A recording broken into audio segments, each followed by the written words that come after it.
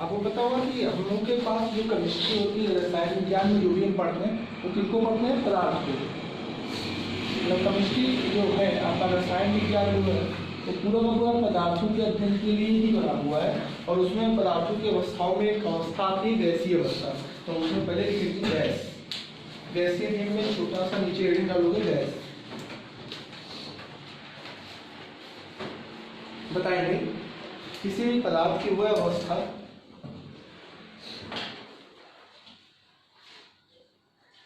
जिसमें उसका आकृति और आयतन दोनों निश्चित नहीं होते,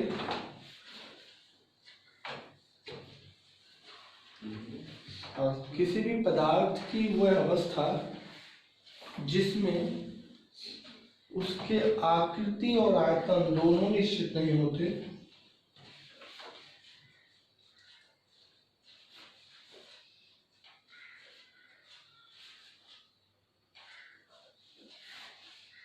दोनों निश्चित नहीं होते,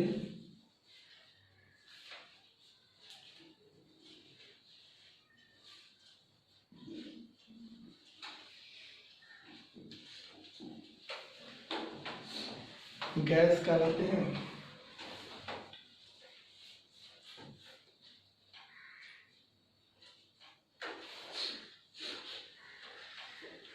जैसे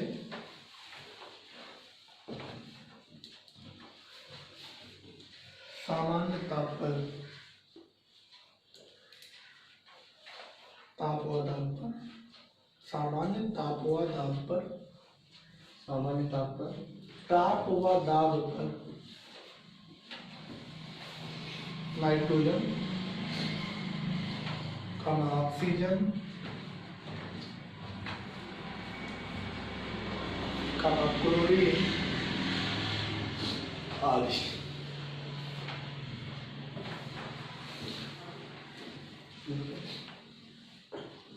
अब तो ये बचपन से पढ़ते आ रहे होंगे कि गैसेस स्टेज वो स्टेज होता है जिसमें किसी के सब्सटेंस की आकृति और आयतन दोनों निश्चित नहीं होते। उसका ना तो आयतन निश्चित होता है और ना ही आकृति निश्चित होती है, और इसे हम जिस बंद बर्तन में रखते हैं उसी का आकृति आयतन धारण कर देता है। अब इस गैस की अगर हम बात करें तो गैस के कौन से अगर गुण की बात करें तो इसके गुण बहुत है। नीचे का लिखोगे गैस के गुण।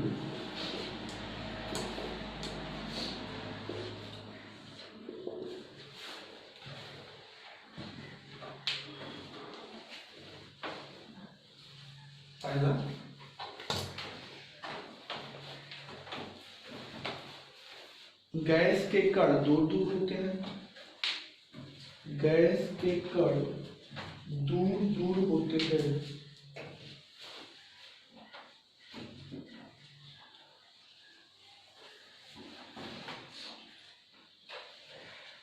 दूसरा, गैसीय कणों के बीच अंतरा आणविक बल दुर्बल होता है।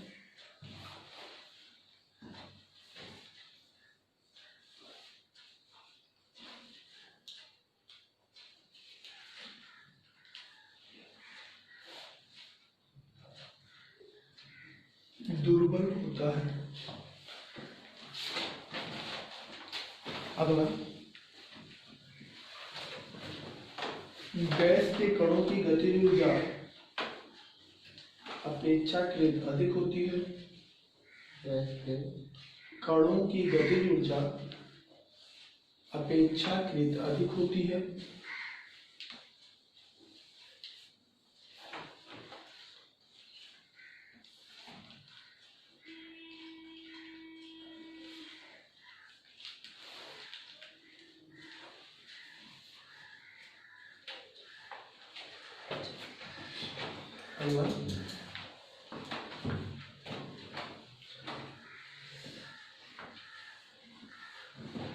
गैसों में मिश्रण होता है।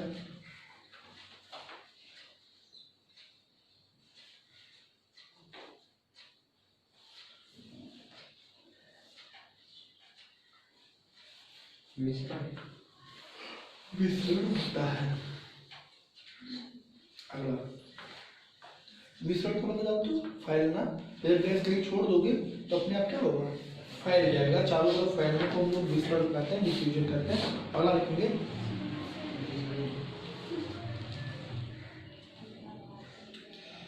गैस के कण ब्राउनीगत करते हैं, गैस के कण ब्राउनीगत करते हैं,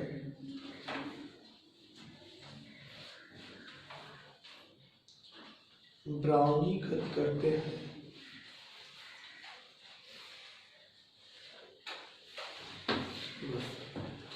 तो नीचे हो गए गैसीय नियम।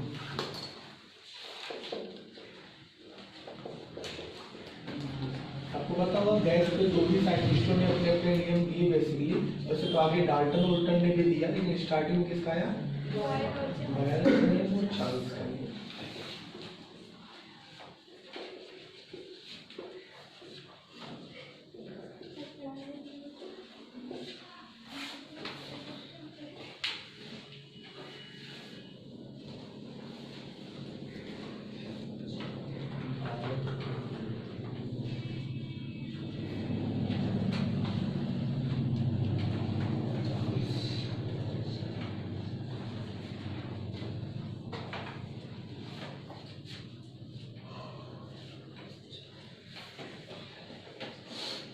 बताएंगे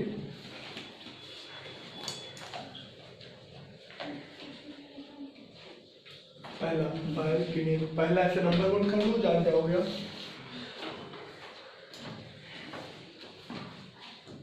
स्थिर ताप पर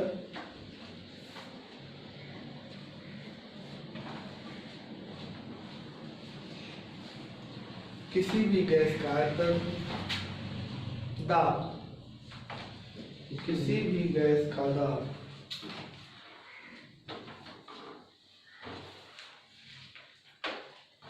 उसके आयतन के व्युत्क्रमानुपाती होता है, उसके आयतन के व्युत्क्रमानुपाती होता है।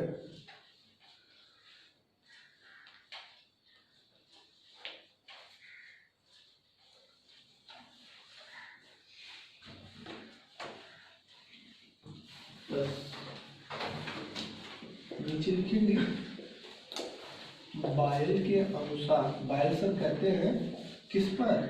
स्थिर ताप पर। अगर आप ताप को स्थिर कर दो तो जो दाब होगा वो 1/आयतन की क्या होगा? अनुक्रमानुपाती, अर्थात P × V अगर यहाँ कर दोगे तो बराबर कांस्टेंट,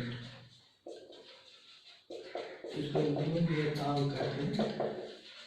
और हम लोग यहाँ से देखें तो लिख सकते हैं P1 V1 बराबर P2 V2। यहाँ पर लोग इस फॉर्मूले को अलग अलग तरीके से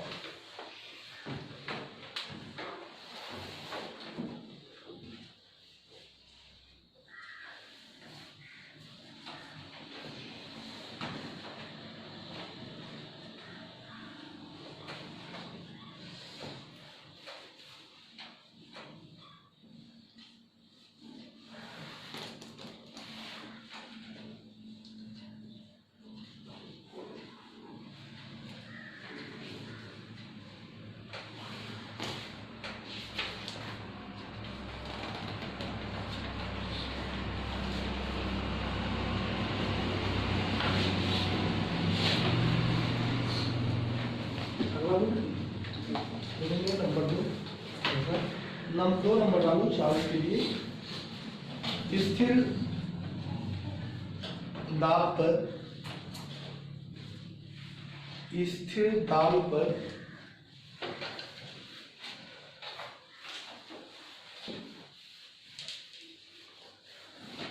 स्थिर दाब पर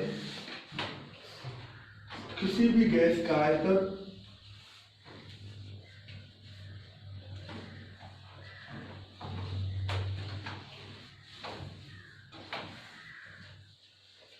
उसके परम ताप के अनुक्रमानुपाती होता है,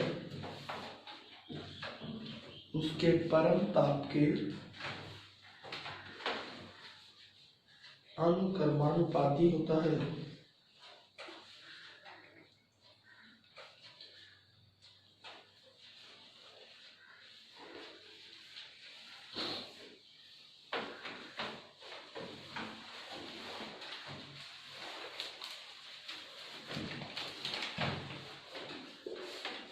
लिए चार्ज के अनुसार किस पर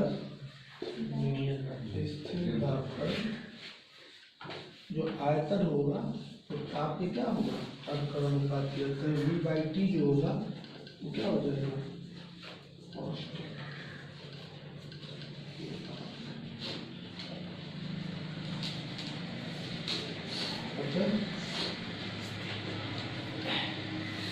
V1 that is V1 बराबर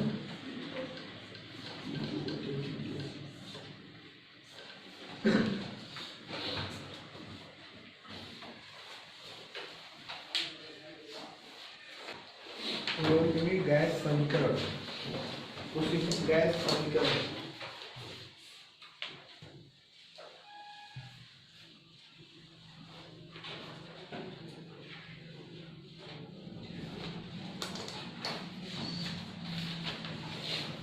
देखेंगे बायल और चार्ल्स के नियमों।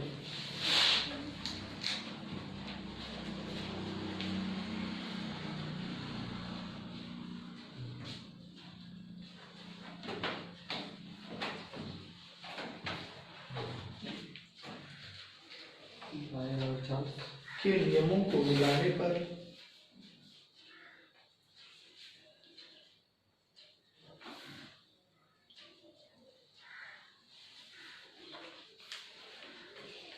जो समीकरण प्राप्त होता है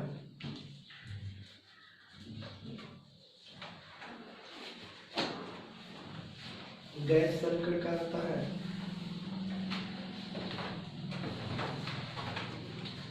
गैस समीकरण कहलाता है।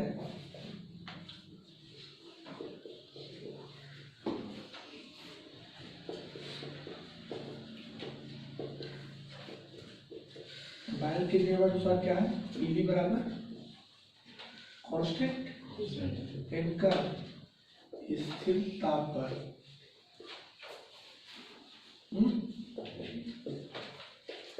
और चार्ल्स के नियम क्या है,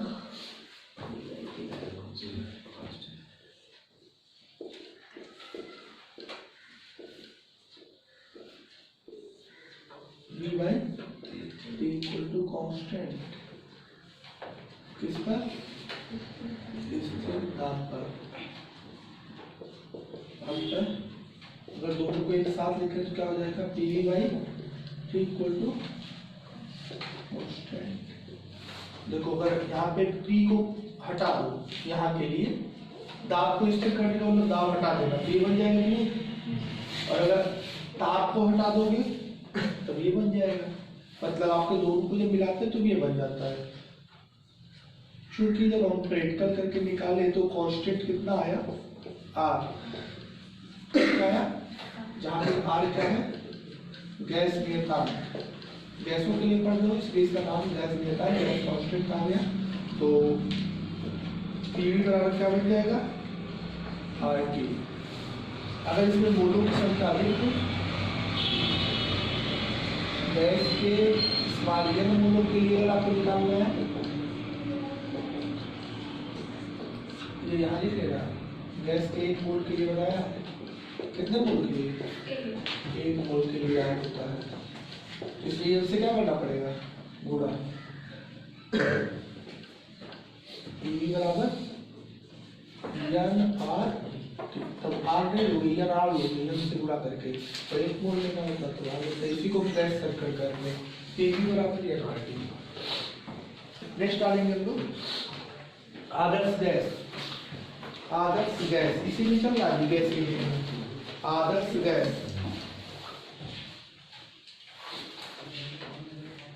आइडियल गैस कहते हैं। तो फिर पूरे फिजिक्स में 11-12 मिला के आदर्श बहुत जगह पढ़ोगे, आदर्श गैस, आदर्श द्रव, आदर्श ध्रुवी, आदर्श फ्लूइड, आदर्श विलयन। यहाँ क्या बताते हैं, वह गैस, वह गैस जो सभी परिस्थितियों में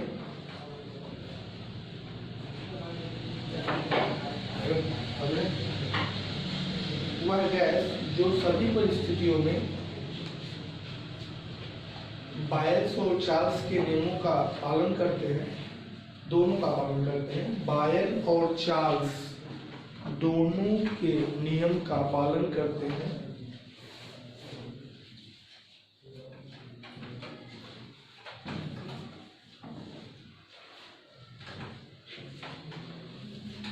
आदर्श गैस कहलाते हैं।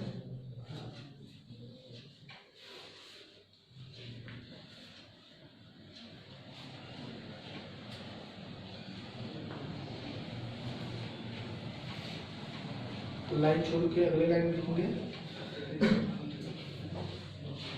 वास्तव में प्रकृति में कोई भी गैस पूर्ण रूप से आदर्श गैस नहीं है। वास्तव में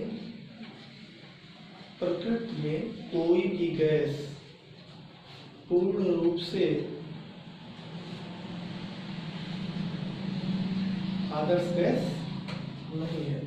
आपसे कभी भी कोई पूछ रहा है आइडियल गैस क्या है, आदर्श गैस क्या है, तो आप यही बताओगे कि जो हर स्थिति में, हर कंडीशन में बायल्स और चार्ल्स के नियम का पालन करे वो आदर्श गैस हुआ। फिर ऐसा कोई होता नहीं है जो हर कंडीशन में फॉलो कर रही है, क्योंकि उनके फेज बदलने लगते हैं लो टेम्परेचर या मोर हाई टेम्परेचर पे। इसमें अगला पॉइंट आएंगे डाल्टन के आंशिक दाबों का नियम। डाल्टन के आंशिक दाबों का नियम।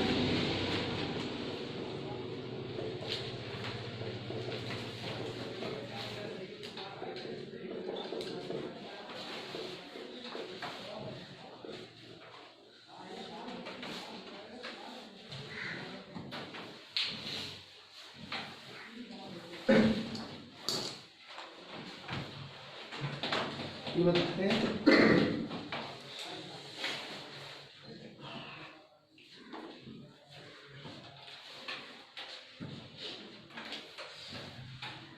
गैसों के मिश्रण से भरे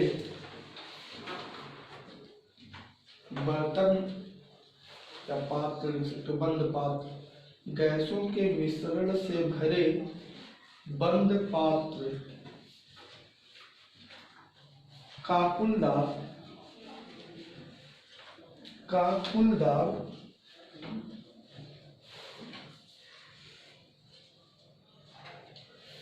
मिश्रण के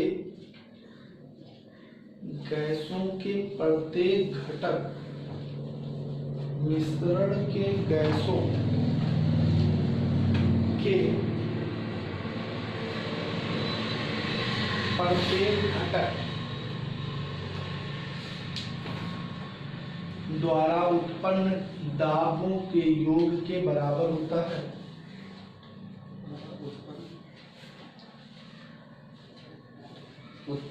उत्पन्न दाबों के योग के बराबर होता है।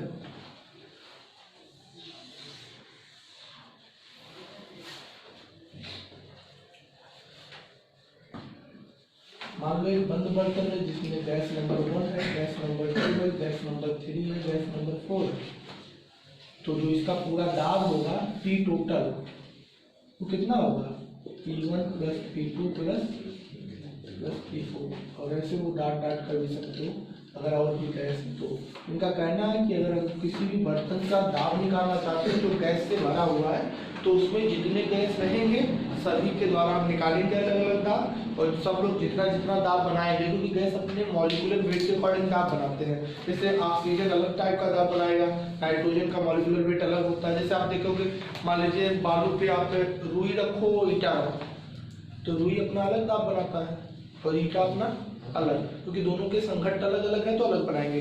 बर्तन में जब अलग अलग तरह के गैस लेते हैं तो उनके अलग अलग तरह के दाब बनते हैं, और सभी के दाबों को अगर जोड़ दिया जाए तो बर्तन का कुल दाब मिल जाता है। ऐसा डाल्टन सर कहते हैं। तो आप एक फिगर बना के नीचे काम ले लेंगे।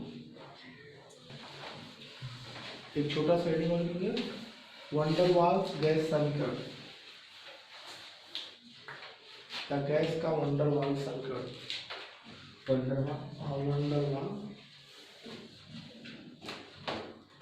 वंडर वाल समीकरण।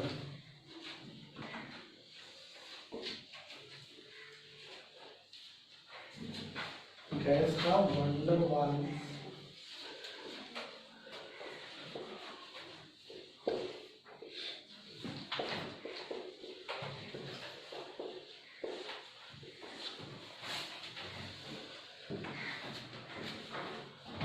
या वंडरवाल्स गैस संकट या गैस का वंडरवाल संकट। आपको पता होना चाहिए कि जो गैस के संकट हमें मिले थे यहाँ पे PV बराबर या RT, इसमें हम लोग ये मानते थे कि गैसों का जो बर्तन में आयतन का कंज्यूमिंग होता है वो निग्लेक्टेबल होता है और लगभग दाब हर जगह बराबर रहता है, लेकिन इससे हमारे आंसर गलत आ रहे थे। तो वंडरवाल ने इसकी जब एनालिसिस किया, इसका विश्लेषण किया, तो उन्होंने देखा कि बर्तन के किनारे जो उसके पात्र के बर्तन के दीवार है वहाँ पे दाबों भी कुछ अलग आ रहा है, और चूंकि कुछ कण जब थोड़ा आयतन ले रहे हैं तो पूरे रूम में से कुछ आयतन कंज्यूम हो जा रहा है। जैसे कि हम लोग इस रूम का आयतन है और रूम में हम लोग बैठे हैं तो कुछ आयतन तो हम लोगों ने कवर कर लिया है ना। यहाँ पे मानते समय ये माना गया था कि गैस के कण बहुत छोटे होते हैं तो रूम में ये लोग आयतन को कवर नहीं करते, लेकिन चूंकि थोड़े थोड़े भले हैं लेकिन ज़्यादा भर आ जाएंगे तो थोड़ा मिला के ज़्यादा हो जाएगा। ऐसे में कुछ आयतन कंज्यूम हो जाने की वजह से और किनारों पे दाब में परिवर्तन आने की वजह से ये समीकरण बहुत सही नहीं रहा। तो इसका जब संशोधन किया गया, इसकी थोड़ी सी करेक्सिफाइड की गई, तो वंडरवाल ने अपना एक समीकरण लिखा और वो समीकरण क्या रहा, उसको राइट देते हैं P plus AQ/V V minus D equal to NRT। उन्होंने दाब में कुछ जोड़ दिया था, क्या जोड़े थे, AQ/V, और आयतन में कुछ घटा लिया था, जहाँ A और B क्या है, नेता, A और B क्या है, वंडरवाल नेता।